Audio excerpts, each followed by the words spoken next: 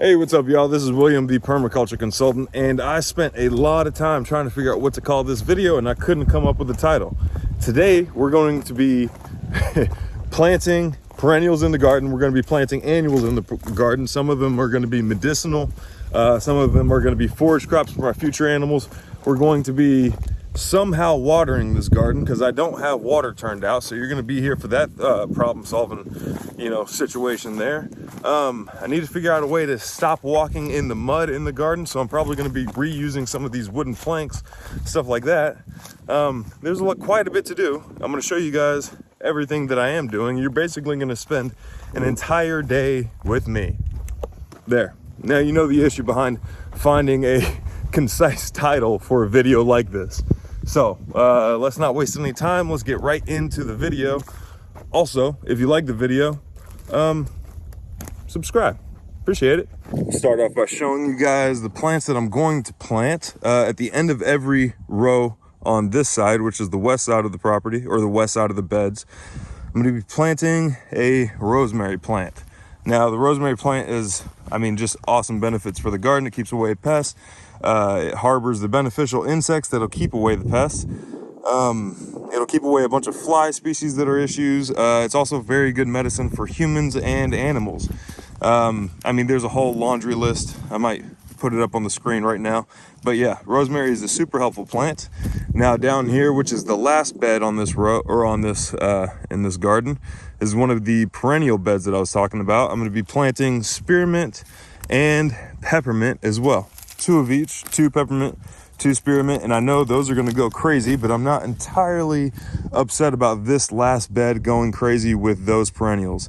I will keep them contained within this bed. If I need to, I'll clear them from this walking path, and if they take over this whole bed, that's perfectly fine, because my wife Emily has a bunch of plans for those types of plants. Also on the other half of that bed, well, actually, let's go over there because that's kind of pertinent. As you can see, some of the clover's popping up now. Yeah, got that ground cover coming into play. On the ends of all of these beds right here, on these ends, I'm going to be planting echinacea, which is a really good medicine for humans as well. Also, as a pollinator, it'll attract the beneficial insects. That's going to be a repeated statement in this whole video, is it's going to attract beneficial insects. Echinacea is also really good for immune support, stuff like that. You can make tinctures, you can make salves out of it. Also increases the healing process for minor cuts and scrapes and burns. I used to have really bad allergies and still do if I don't eat correctly.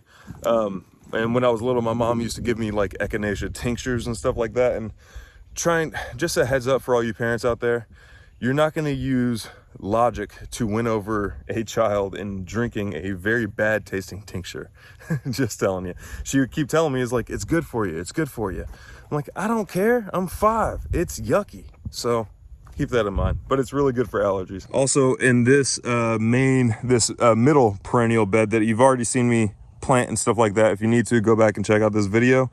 I'm going to be planting 4 blueberries. Now one's going to go in between here, here on the end between the fruit tree. I don't even remember which one this was.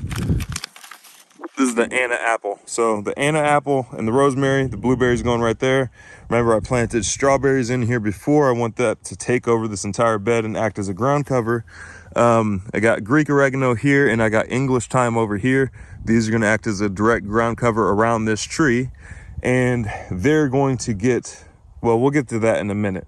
There's a whole process. There's a reason why I'm planting everything what seems to be willy-nilly, and we'll get to that in a minute, or a little bit later in the video. Planting another blueberry between this Anna apple and either plum or peach. This is a Florida King peach, and remember, I got these from Tractor Supply. Super easy to find.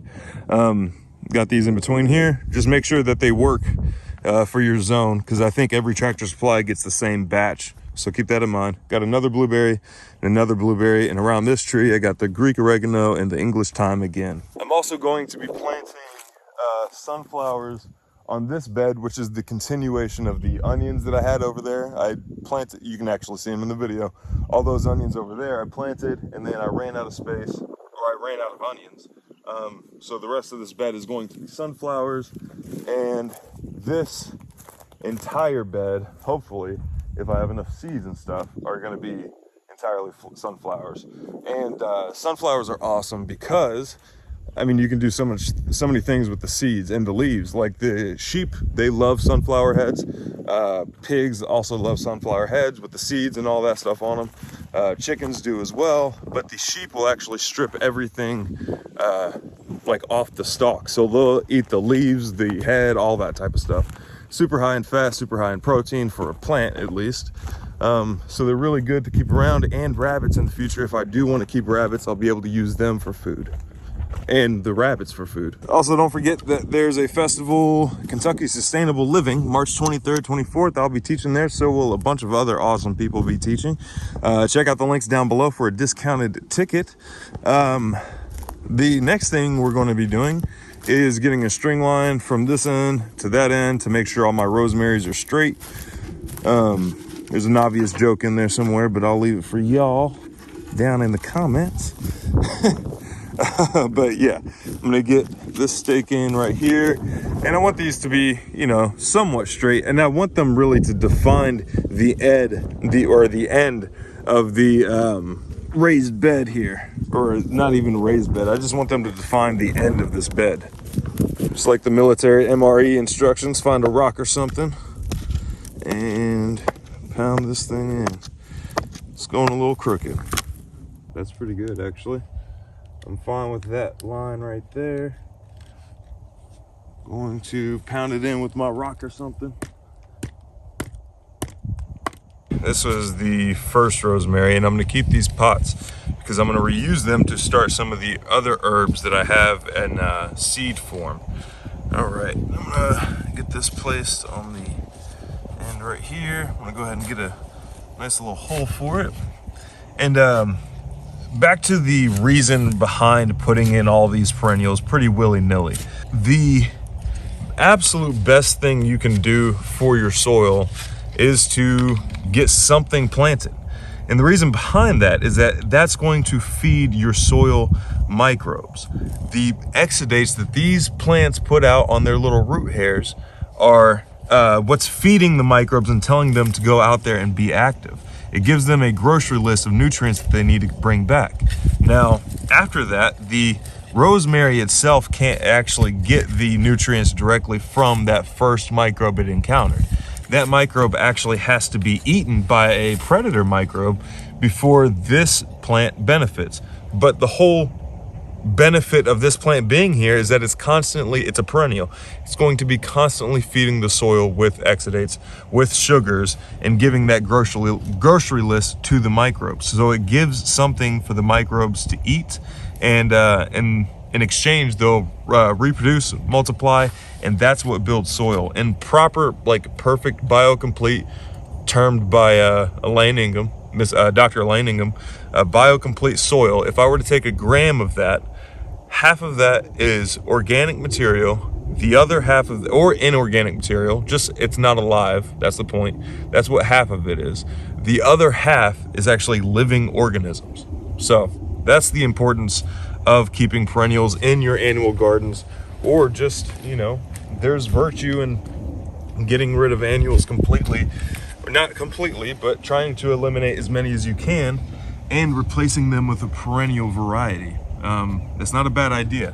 It's just I guess the entire food system got used to what ships well and what'll last a while on the shelf. You know what I mean? Instead of necessarily what's best for the soil, what tastes best, all that type of stuff. And I mean, here's another thing. Nothing is going to taste better or be better for you than the food you grow yourself correctly. As Eric Sider says, that's your superfood. It's not some new gimmicky diet, or not even diet, but it's not some new gimmicky superfood or antioxidant supporting whatever. It's the food that you grew on your place for yourself. Oh yeah, I never got to show y'all. I got this handy little spade. I think it was for 50 cents at an estate sale. If y'all ain't going to estate sales, you're missing out. There's a lot of handy stuff for very, very cheap at estate sales. I've gotten a whole gang of tools, but I'll show you guys how to repair I should also say that's why I'm fine with making the attempt on the carrots down here on this first bed. Even if they don't produce carrots, they're still providing exudates for the soil until it's, you know, warmer climate and I can plant something that I'm actually hopeful in planting or getting a successful harvest from. I know a lot of you guys had questions about the carrots on the front. I just want to see if I can get any kind of carrots at all without adding the board, without giving them any extra attention or anything like that. And if I do have even one that does well, then I'll try to propagate that and continue that line of carrots, because I know it does well with very little attention. That would be something that would sell well, as a doggone carrot that loves neglect, that doesn't take 2 years or however long to grow. So while I'm planting this blueberry and these perennials and stuff like that, I wanted to say, if you guys have any tools or knives or anything like that you guys are needing sharpened, you guys are just don't want to learn how to sharpen, which is, I guess, perfectly fine. Don't have the time to learn the skill, or you're just not good at the skill yet and you just have some problem knives or tools or something like that, just email me. The link is down below and I will be happy to help, and I'll get those tools or knives sharpened for you. Yeah. I will charge you though. There will be a fee. It just depends on the length of the tool. I think the going rate typically is like 2 inches per, or $2 per inch of blade. That seems to be the going rate for sharpening. So that's what it is. Now the last 2 English thyme and Greek oregano going on this tree. We got a bunch of clover popping up around this guy, which is awesome. See why I love this knife so much? You see how quick that draw was? Yeah, ain't no playing around with this belt carry.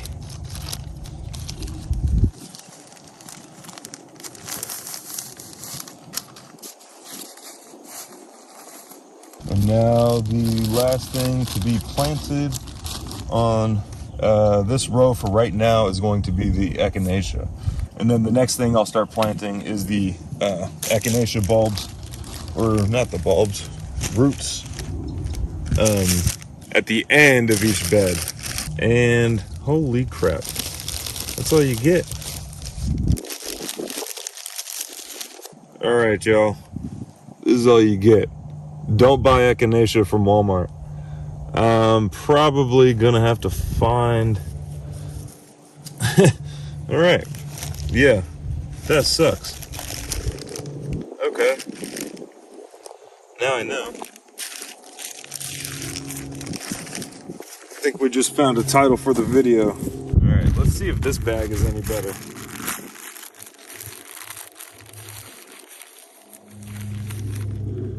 It's slightly better. They're still just crappy though.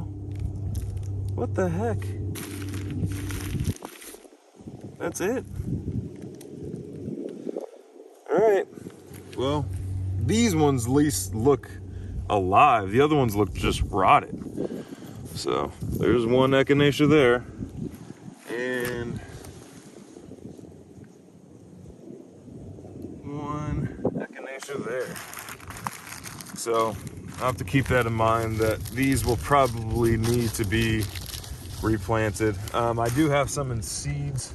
I don't have them with me, but I do have some in seeds that I'll get planted and or at least started in some pots. I'll get those sown in some pots, and then I'll try to get those out here whenever they're big enough, because that root, holy crap, why would you even sell something like that? Guess that's what I get for Walmart, going to Walmart. This one ain't much better either. They only put one in this one. Dang. All right, I made the mistake so y'all don't have to. Don't buy, well, just in general, you shouldn't buy plants at Walmart. My point is trying to show, you know, plants like this is accessible to most people. That's what I'm trying to do. I'm not saying, hey, this is definitely where you should buy plants. I'm trying to show you, like, hey, you can get some of these plants pretty easily, or some of the plants that you overlooked before maybe don't.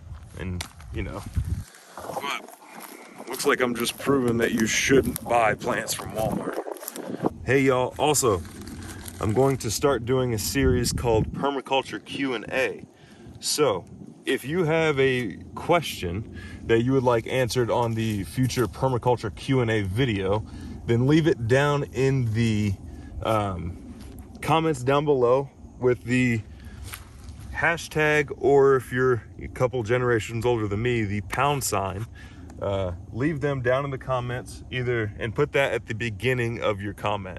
So it would be hashtag or £, permaculture Q&A, and then your question. And then I'll do a whole video answering the permaculture Q&As in the future. And if you're thinking, I don't care if it's a silly question or something that, you know, think is basic knowledge to everybody, it's probably something that somebody else is asking as well. No question is stupid. Well, I mean, I should take that back. There are some stupid questions, but, you know, permaculture Q&A. Hashtag permaculture Q&A down in the comments. So this first one is the spearmint. Scientific name is Yerba Buena. That's always good to know. This stuff is going to take over this bed. I will make sure it stays out of the walking paths, or like off the ends of the beds and stuff like that. But Emily has some plans for a bunch of these herbs that I'll be planting back here in this perennial bed. I need to get a lot of them started from seed first, but she has a lot of use for these. These are also beneficial in just keeping bad insects away. Also tea. Makes an awesome tea, spearmint tea. And who doesn't love smelling peppermint and spearmint? Like, you know, there's that factor as well. There's the, you know, there's the three ethics of permaculture: earth care, people care, and return the surplus to the first two ethics. It's not fair share. That doesn't make any doggone sense. You'd just be robbing the earth more than anything, and it promotes communism. Bill Mollison wasn't a communist. Anyway, sorry to get off on that tangent. There's a whole group of purple breathers, and that's usually the distinction between actual permaculture people and the purple breathers is the third ethic, which is return the surplus to the first two ethics. Anyway, I went off. Oh yeah, the smell of this would go under the category of, also, you know, there's earth care because it is protecting the rest of your plants from, you know, bad insects and stuff like that. It masks the scent from some of the predatory insects, but it also just smells good for humans. So keep that in mind. If you guys are looking for PDCs and stuff like that, I am working on one. I'm trying to figure out a few logistic things, like where to record, how I should record this. Should it be like, you know, in a classroom and stuff like that? Should I go through the permaculture design manual just page by page, or should be teaching in a different manner? But if you're trying to figure out a good place to go to, ask them what the three ethics are. If they say return the surplus to the first two ethics, then it's usually pretty good. If they say fair share, you should run away, because they're just going to teach you how to starve or slowly become even more insane. Next thing I'm planting are these mammoth sunflowers. They provide pretty big seed heads, and I'm going to use those for my animals, like the foraging. I'm going to probably roast some and eat some myself, just because, I don't know, that sounds tasty. But the spacing is 18 to 24 inches. I know this bed is 3 feet wide, also 40 feet long. So I'll probably just do 2 rows with an offset row in the center. So I'm just gonna take one, push it in, cover it up, and they need to be planted 1 inch. And if you remember the measurements on your fingers, that first knuckle right there is usually 1 inch for me. So 2, and then 3. Then I'll work my way down, and this is very, very much just kind of guessing and getting them planted. I'm not too concerned. I'm also planting like 2 to 3 seeds per hole. I'm not just doing 1 seed at a time, because that'll increase the chances that something pops up, and I can just come back and thin if necessary. Now, don't forget to record that in your garden bed, and that is bed number 5-6. So I'm gonna add this, planting sunflower. There we go. Variety is mammoth. Planted as a sow seed. You have options: sow seed, seed tray, seedling. Plant date February 19th. This is bed number 6. Days to harvest on that one was 75.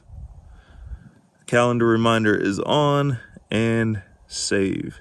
Now I also need to add to the bed number 3 over here. I needed to add sunflower because I just planted those as well. As you can see down here, bed number 3, sunflower is added, and bed number 6 is straight up sunflowers. All right, so the next thing we're gonna do is water the garden. So yeah, that's what we're gonna do. I don't have a watering can. The watering cans that they've had for sale all suck. Like, they all suck. That would be $1 million marketing or $1 million product right there if somebody could figure out a watering can that doesn't suck. So yeah, here we go. I'm gonna get some water out of my pond right here.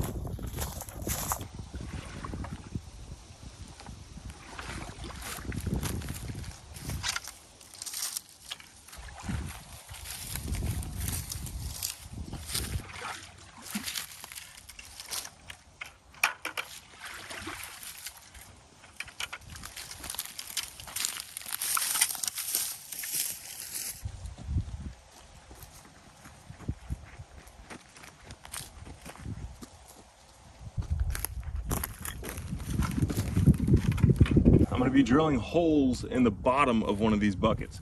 Now you might be noticing that I have 4 buckets here, and I'm gonna be drilling holes in one of them. And I can't really start watering the garden until I start drilling holes. The whole reason I brought 4 instead of 3 buckets was because 4 is easier to handle or carry. If you have 1 on each hand, it's easier to carry than just having 1 on one side. So I did it with the full intention of dumping 1 out, and I'm gonna see how watertight my wheelbarrow is right now.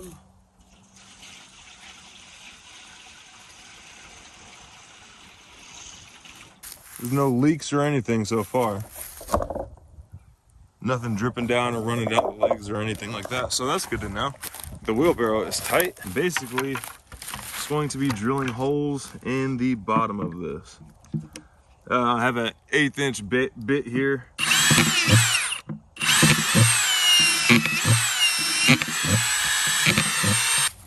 There you go. There's my hole, my holes. There's my bucket. This is my watering bucket. So let's go ahead and get you guys moved, and we'll try it here on this last perennial bed down here. Let's see how well this thing works. Ooh, gotta go slower, I'm just wasting water. There's a little tip right there, go slow. A little less than half, let's see.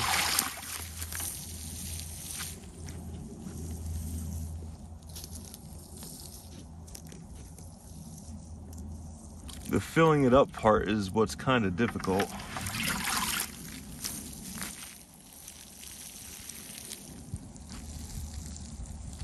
So it works pretty well. So what I'm gonna do is set up, and my wheelbarrow is still holding water. There's been no leaks on that so far.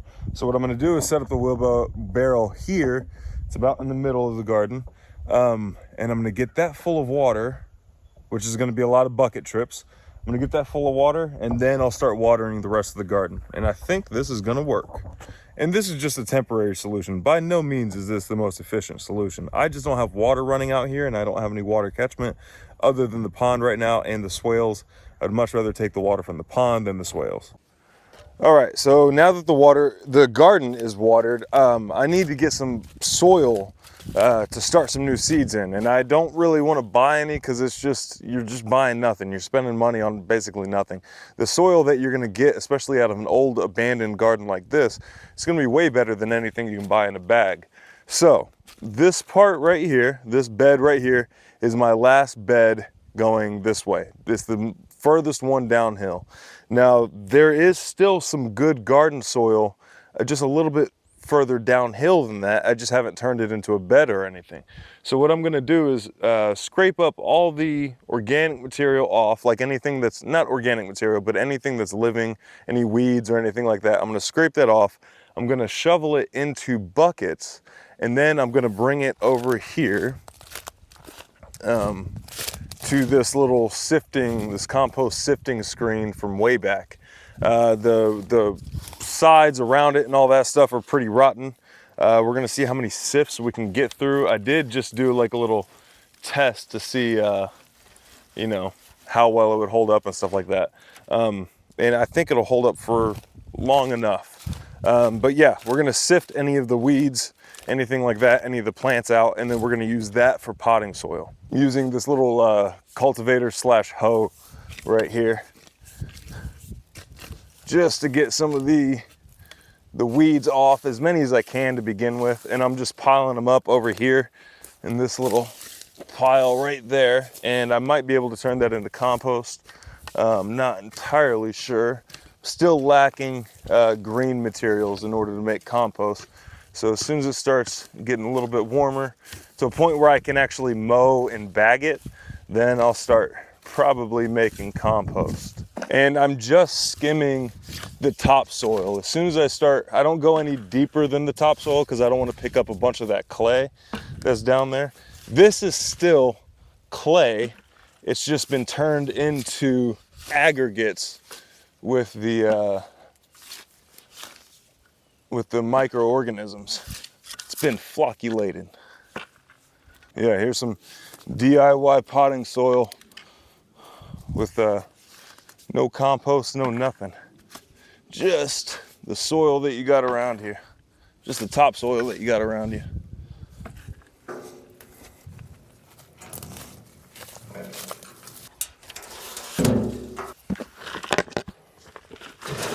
This is 1/2-inch hardware cloth on the screen right here. If you go too fine, then you know you're just breaking up the soil too much. If you go too large, then you're letting too much through. So here's a little tip for you. And usually I would shake this, but if I start shaking it, it's gonna fall apart. So no shaking. Here's what's left. A bunch of greens, twigs, stuff like that. And then that, if I scoot that back a little bit, that can all go down there. And what I have left is mostly just crumb structure soil. Just like that. There we go. It's gonna be perfect for potting. And it's also easier to do just a little bit at a time. Now that is quite a bit of potting soil in a pretty short period of time. Actually, 4.5 minutes is exactly how long this clip is right here.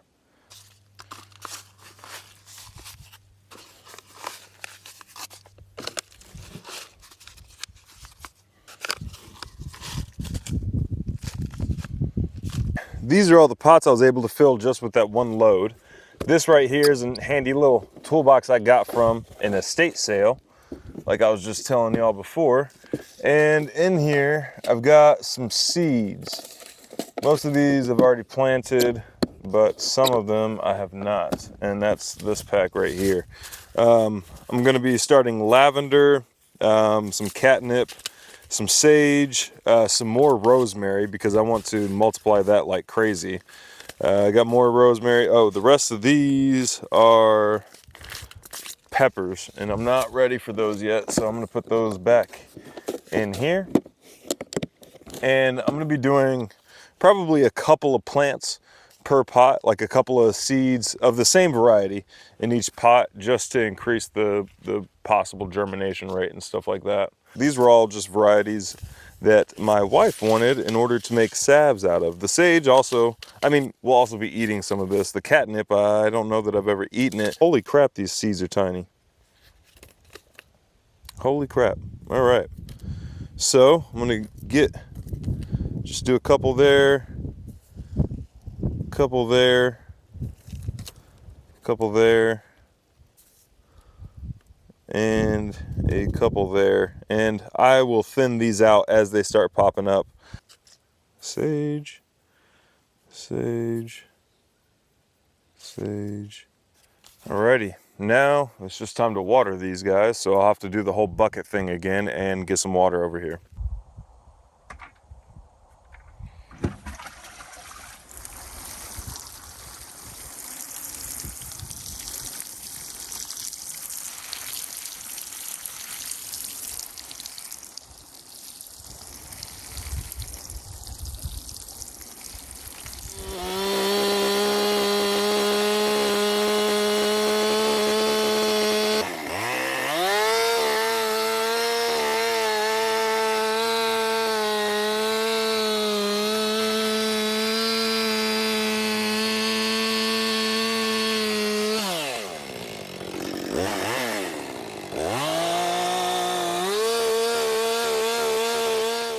Alrighty, so up to this bed and this bed was as far as I got until the wheelbarrow tire went flat.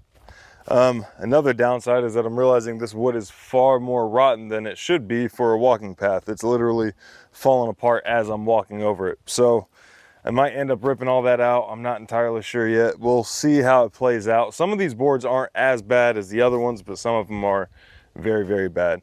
So yeah, I'm gonna have to go get a bicycle pump, stuff like that. And instead of making the trip home and then back out here and then back home, I'll just, you know, bring the pump out next time I come out here. So thank you guys so much for watching. I hope this was a helpful video, if not, you know, slightly entertaining for you guys. Like I said, if you guys have any questions, put them in the hashtag or # permaculture Q&A in the comments. Put it at the beginning so I can easily recognize it and stuff. And I'll do a whole video dedicated to your permaculture questions. And until next time, thank you guys so much for watching. We'll see you.